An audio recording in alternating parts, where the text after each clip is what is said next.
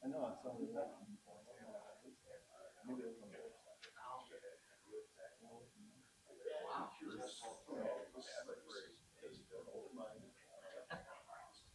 I'm not having Dave Meyer. Yeah. Right away.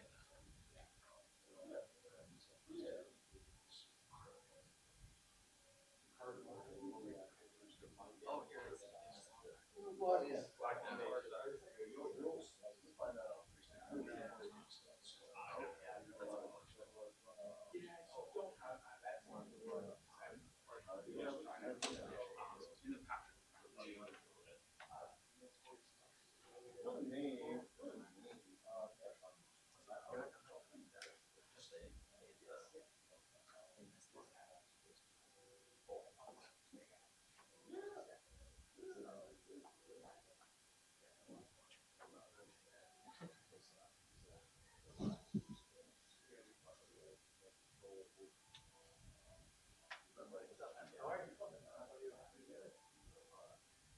All right, well, have a good one.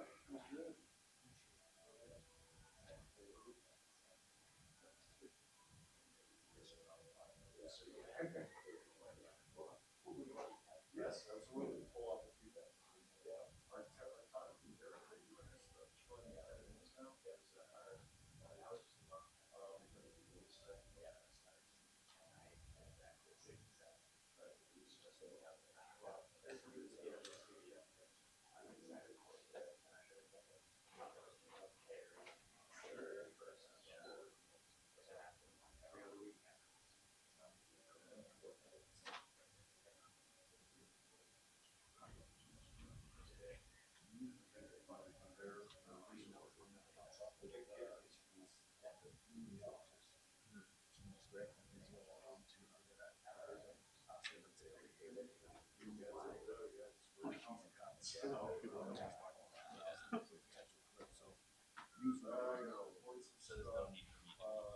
Yeah, there's no. Have somebody. Yeah, especially.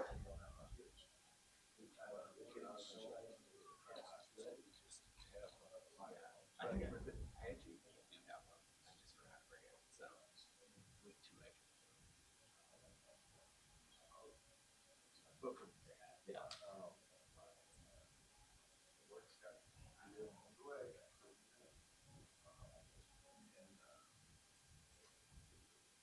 Later this afternoon, I have.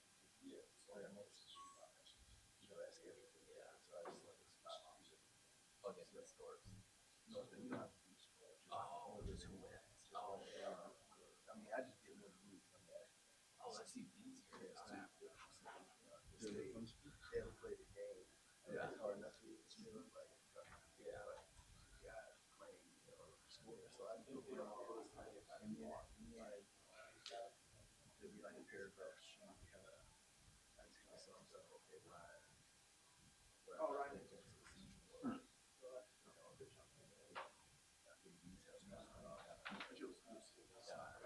So it sounds like it's pretty self-explanatory. Yeah. Yeah, yeah.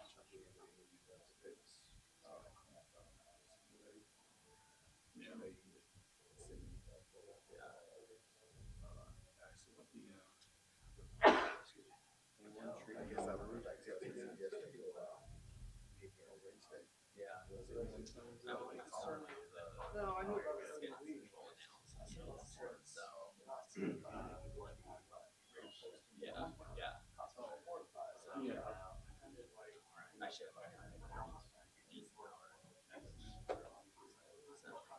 something of that.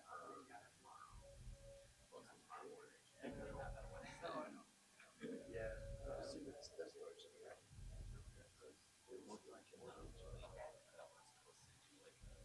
I couldn't believe it.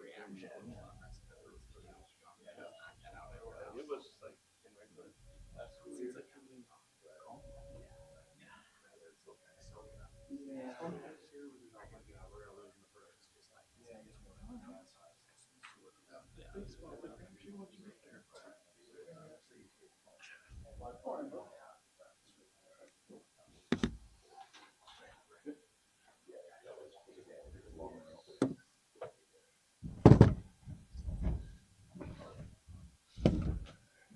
Good morning.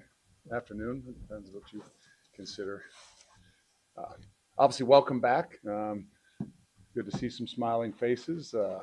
Not that you weren't at camp as well, but obviously, great time. Week one of college football for us. Week zero was last week, but week one of college football.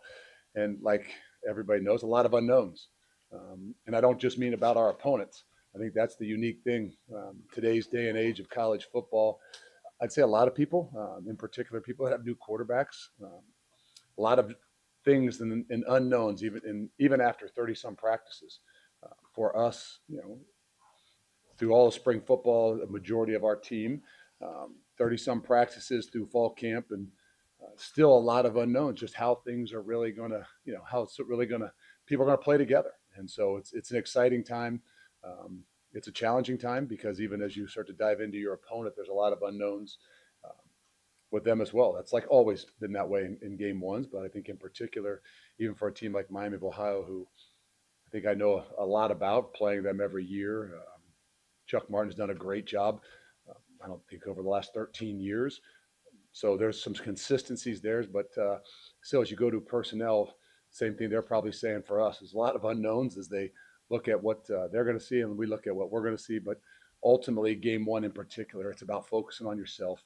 And for us, it's about going out there. It's about us playing with some confidence and playing clean because we got a lot to prove to ourselves and a lot to establish as we continue to move forward. But it can't get here fast enough. Luke, can you give us an update on Tucker Ashcraft and how's Jake Renfro in terms of Tucker will not make it. I don't know if we officially know how long he'll be out for. Jake should be good. He's practiced, I think, the last 5 days, 4 or 5 days. So he looks good and looks healthy. So I feel like we're in a good place there, and I don't know that. I think he's probably taken most of every rep. So hopefully that everything stays on pace there, and Jake will be good to go. Luke, you mentioned the unknowns. Is that maybe the most challenging part of week one, or like, how has that maybe changed throughout your coaching career, like the challenge of Well, week one? week ones are always different, right? I mean, whether that's new staffs, whether you're playing somebody that's new. I think just over the last 3 or 4 years of college football, just as much of turnover as you have, whether at the quarterback position in particular, but just in general, as much turnover as you've had, there's a lot of unknowns, and like I said, it can help in a lot of ways. You got a lot of older guys. I mean, we got 30 some guys, 32, 34 guys that are technically in their last year of college football, which would entail make you a very old team, but yet very few of them have played together for significant time. And so, with that being said, there's a lot of unknowns, and how guys just kind of handle the situation, how they mesh together. So yes, it provides a lot of anxiety and uncertainty, but I couldn't have more confidence in just the way things have gone over the last 30 some practices from the leadership and how guys have been able to step up because we've like everybody, we've had those injuries like we just talked about with Jake, who was out for a while, and other guys just have to step up, and so you get a lot of opportunities to see other guys together. This will be probably one of the first full weeks where we've had what we feel like is in particular a starting group, or at least the in particular offensive line together as one. Would you have some familiarity with one thing based on some previous evaluation? Yeah. What stands out about him or challenge? I mean, I think there's a lot of things. I think as you really kind of go back and look at him over history, obviously at Toledo, he's done a phenomenal job.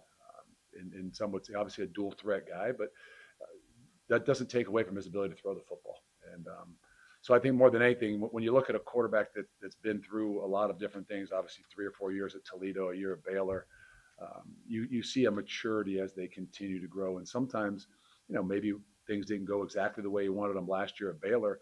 Sometimes that does nothing but helps you grow up more than anything else. So I would expect nothing but the best.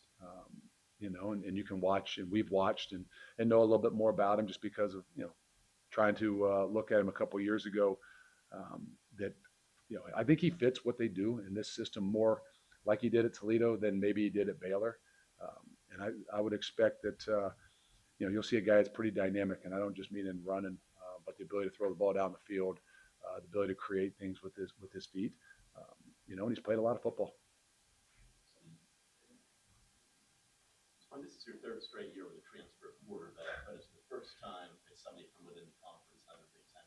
wondering, how's that familiarity of that Big Ten? How does that kind of change the dynamic? And was that something you were looking forward to? No, I don't think it does change the dynamic. Obviously, I think the thing you said first and foremost is the most unique thing is the third year with, a transfer quarterback, in particular, a guy that's 1 year. So that has made it a challenge. And to be honest with you, I think I knew as much about Tanner Mordecai in year one as anybody, just playing against him for a few years. Didn't know as much about Tyler Van Dyke last year. I'd say we knew a lot about Billy, um, but didn't because we didn't play him, so didn't actually see him face to face. So I think there's some different things on all of them, but I wouldn't say that there's any more familiarity just because the guy played in the league. I do think that it obviously gives him, you know, you know, not say some credibility, but a leg up, an understanding, how this league works and how tough it is, how hard it is on the road and different things like that. That I think will vote well not only for him but for us as we go through the season. With Jake coming back, I guess I'm just wondering what's your thoughts in terms of how vital it is to have him, back in that group. Well, I mean, obviously the center, anything down the middle of your offense and defense is so critical, and everybody talks about the quarterback, but I mean, it starts, right there in the middle. There's a reason that Jake represented us and went with us to Vegas, to the Big Ten media days, and it has a lot to do with just leadership. It has a lot to do with his ability to communicate, but also has to do with his play as well. And so having him back the last 4, 5, 6 days, I think has been a boost. But there were some guys that stepped in there that did some really, really good things. And I think sometimes those are the tough things through camp. Those are the frustrating things that are going to happen, but those are the things that make your team what they are, because it's rare to go through a season without having some of those injuries. It's rare, in particular on the offensive line, which we've been fortunate the last couple of years to not have as many of those things. But the challenge is how do people grow? How does other leadership step up? I think that's helped Joe Brunner even step up more as a leader, of 2 weeks or 2.5 weeks or whatever it was that Jake was out. It made Riley Mahlman step up even more, because even though those guys have been here for a long time and are a core nucleus to what it is that we do, and not having someone that kind of becomes a little bit more of the voice just by nature of a center, it makes those guys get into a position where they have to be a little bit something different. They have to take over that role. So I think it's helped us in a lot of ways. Playing together, maybe they've missed a little bit, but it's. I know there's a pick me up just knowing that they've got that group of guys back together. Look, I don't know if you were involved in the depth chart in the packet here, but a lot of oars there, including a kicker. Do you know who's going to be the kicker for you guys? Yeah, Vakos is going to start off kicking for us. I don't know. You sent me that last night. There was some. I think I only sent one thing back, but yeah, I noticed. I couldn't even figure out if the oars were across or was down. So I don't know if that's part of week one, and you give a lot of unknowns. And it's been a battle. Those guys battled through the spring. I think in the long run, we'll still see. I mean, the great thing about college, you still have some of those flexibilities with games to be able to play. But we know that both of them we feel are really, really good.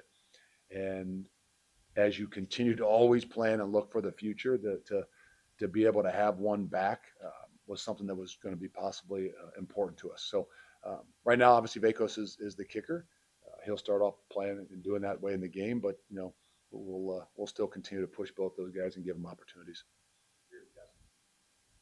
Mike Kressel talked before camp began about emphasizing getting more TFLs, more takeaways, limiting explosives, which is presumably important for any defense. But based on what you've seen this camp, what gives you confidence that this defense will be better in some of the areas where it's I mean, I'm not one that's going to sit here and overpromise. I think we've hopefully realized that over the last couple of years. But I do feel like we are in a better place, and I mean that even structurally. Everybody wants to say and is going to say they want their guys to be aggressive, and I think that has a lot to do with it. But it's also about what the things that you do on a consistent basis and the expectations that you have for guys. I just feel like no matter what up front, it's where it starts, and we have a lot more size, we have some more length, and to be honest with you, we have some more experience, and I think that's where even outside of who's to say where how talented are they, and do they have the ability to get up the field? Do they have the ability to make when you've got some more size, and you've got some more length, and you've got an incredible experience, I think it gives you a better chance for us to have confidence to, be able to be more aggressive with them, as opposed to, concerned about, like we said, hey, well, the quarterback is a threat. And I mean, yes, it is, but there's a balance to what you're doing and how you do it. And I think for anything over the last 30 some practices, there's been a confidence build in allowing those guys to be more aggressive. But now they got to go out and do it. Dylan Jones and Darren Dupree felt fall that unknown category to some degree because they haven't gone consistently. So, do you feel pretty strongly that you know what you have there? I do, and I don't. I don't know that I would, substitute or say, hey, what would you like to have different in that group? I mean, that is the most competitive group, I think, on our team. Have they proven everything? No. I probably said this, and I don't know if I said it publicly, but I think that group in particular has a bigger indication on how we really do this year than just about any other group. Just because, the dynamics of those guys, and can they make some things happen? You can't block everybody, and those guys have got to be able to make some plays themselves and get to the second level. And I think that's just where, as you look a little bit at, through 2 years, is when you've got somebody that can create some things, create energy, be dynamic. I think like we had with Braylon in year one, it gives you a different vibe. I hope and believe that that's what we've got in that room. And I'm not just saying Darren Dill. I think Kay Giacomelli is another guy that just can give us some difference, but they got to go out and prove it. I mean, the one position when you don't play live that sometimes I don't say worry, but I know as little about is the running backs. Just the nature of how are they when it's true live? Do they really make people miss in the open field? Can they stay on their feet? What's it like with the yak, the yards after contact? Like 95% of our practices are thud. And don't get me wrong, I mean, thud for us is almost completely full go, especially inside the tackle boxes. But there's still an element of saying, hey, how do those guys create things and how do they handle things? What is it like with the yards after contact? And I feel good, but another one of those situations where I'm not going to overpromise. Like I believe in those guys. I'm excited to see what they can do. But again, we got to go out and do it. We've got a couple of true freshmen inside linebackers in the TD, Catalano and Mason Bosa. What have you seen from them in camp? And specifically Mason, because he wasn't there in spring. Yeah, Coop obviously was there in spring ball and showed up. Just has a natural knack to find the football, which probably would be why he's the all-time leading tackler in Wisconsin high school football. That has truly shown. But he's also grown up a lot, and I just mean physically. When a guy puts on 20-some pounds, it shows. Not that now how important it is to him, but how dedicated he is to what it is that he's being asked to do. So that combination of things bodes really well. Obviously, Mason Bosa has done a good job. Like, he wasn't here in the spring, and he came in, and there's some depth at that position, and he had to battle, and he didn't get half as many reps as Coop, but has shown up in a lot of situations. I don't know that I'd say both of them are not listed as oars, but are very viable options that you'll see on special teams. And I would say would have a role, and I don't just mean based on the game, like are going to get these guys into play, and probably Coop a little bit more even so than Mason just yet, just because of Tommy Heiberger and those guys are still. There's a couple guys at that will position, but are guys that we're going to definitely see throughout this entire season. Luke, kind of similar to Colby's question. Competition like a backup quarterback. No or listed, so Danny O'Neal, just what did he kind of do to separate himself a little bit? It's hard. I think as we went through camp, it was more trying to figure out how do you give the reps to the two quarterback, because we knew going into Billy was going to get the ones, and he needed an enormous amount of reps, just with the new offense and things like that. And so as you were splitting reps with the twos, you're trying to find a way, say, how do we evaluate these guys? Sometimes the 2-0 line is, decimated and really thin and with a lot of young guys. So it's hard to evaluate those guys. So obviously Danny being here in the spring gave us a little bit better opportunity to see how he does in some live action. And then I think by the end of the camp, it's just the consistency, the ability to make plays. I think a little bit more familiarity with the offense. But I do feel like, look, we've got to be able to keep guys locked in.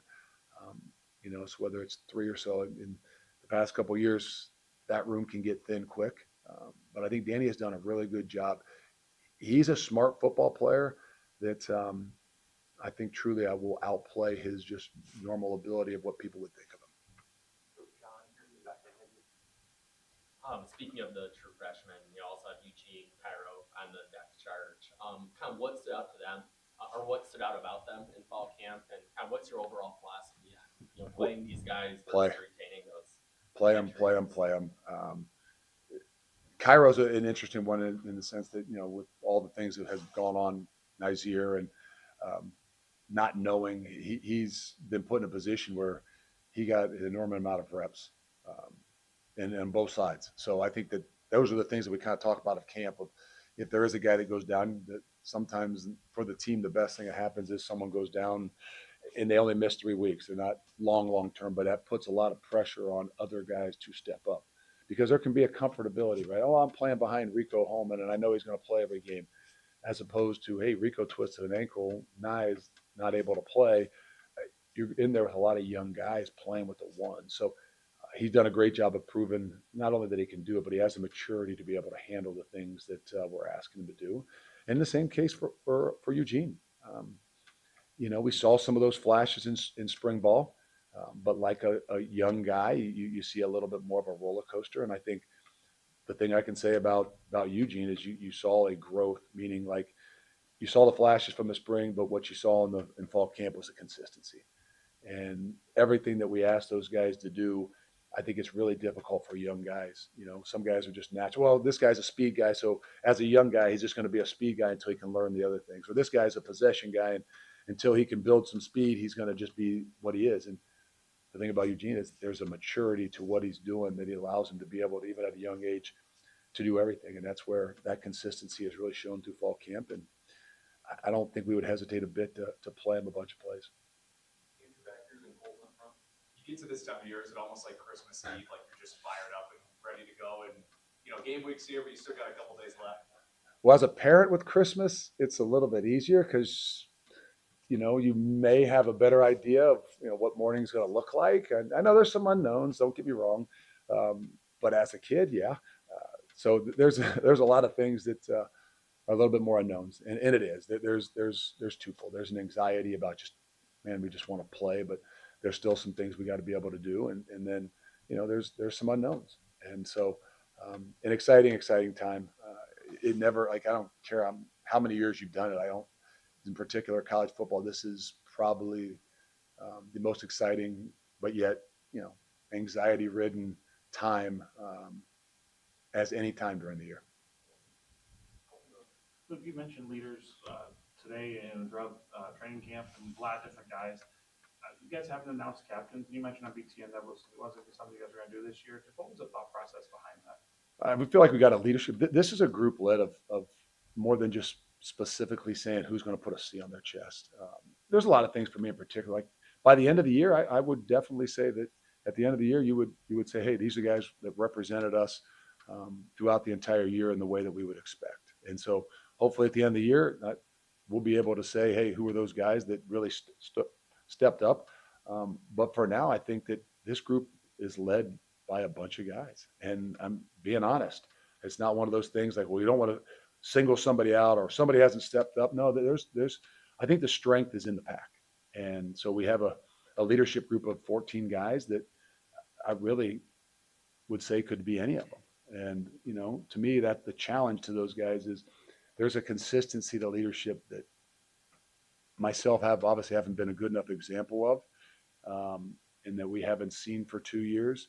And just knowing what kind of battles we have and what kind of mountain we have to climb, we have to show the consistency within our own program. So those that show that will obviously rise maybe by the end of the year. And if it's 14 of them, then I wouldn't be hard pressed to say, hey, there's 14 guys that led this team. But I think the idea is we're trying to stay away from as much as we can of anything individual and making sure that these guys understand that they all have some roles and we want those roles to grow. Sometimes you name captains, and all of a sudden that means, well, my role just grew. No, and my role just went down because I'm not. No.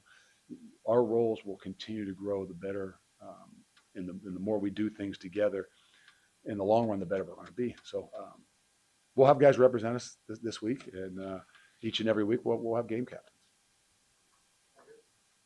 Coach, in a week one game, how do you balance like trying to set the tone and wanting to dominate versus potentially holding something back or not wanting to show your hand or your cards to your opponent for the rest of the Yeah, I don't think we're in a lot of places to hold things back. I mean, there's things that you don't feel like maybe fit for week one, and you could call it holding back. But the truth of the matter is we want to play in mid-season form, and I'm sure every coach says that. But what does that mean? I don't know that means well, we want big plays. We want to play clean. We want to play with speed. We want to play with that idea that look, we don't want to have those pre-snap penalties that just happen because we haven't played in front of 80,000 people, and we haven't played live at all. Like our objective with 34, so to speak, older guys is we want to be able to play at midseason form, and what that means is the way that we do things, even really before and after the snap of the football. The way we do things between those 4 to 6 seconds is not going to change. But I think for us more than anything is how do we show a consistency, and you're going to hear this over and over and over, that this complementary program it's not too high, not too low, but has a consistency no matter what the game looks like, no matter what the week looks like, that there's a growth, and you can see it growing, whether it's from quarter 1, 2, 3, but ultimately in that fourth quarter. Luke, you said that you feel like you're in a better place. You feel like this program's in a good place too. With the way that the season ended, that process, in a nutshell, what are the steps that you take to put yourself into that headspace of being in a good place here? Well, it's more the stuff that happens around you, right? I mean, every coach sits up there in week one and says, we're in a good place, and I can't wait. And, you've had a great camp, and, whether they talk about injuries or something, I just, I can tell you that this is a group. There's a reason why there's not somebody particularly say, oh, these are the captains. Like the idea is they've embraced, this team has embraced one another. And I think that they're tighter, they're more together. They understand the challenges and the battle that lies in front of us, whether that's Thursday night or even down the road. And that's why, to be honest with you, that's why I sleep better. Does that mean that, how good are we? How do we have explosive? Do we have guys that can make plays? Do we have guys that can go the distance? I mean, those are things that we'll see. We'll continue to see. But I know this. I think we've got a group in that locker room that believe in one another, and I think just tied a little bit deeper than I've felt since I've been here. And a lot of people would say in college football that's not quite the realm nowadays. With you got 17, 18, 30 some new guys from freshmen to transfers. How can they really be that tight together? Well, we'll see. But I know that from 14 days away at Platteville to just the things that we've asked them to do, we're in a much better place. Now, do we go and perform better? That's what we got to be able to do, and those things got to be able to show on game days. But I feel good about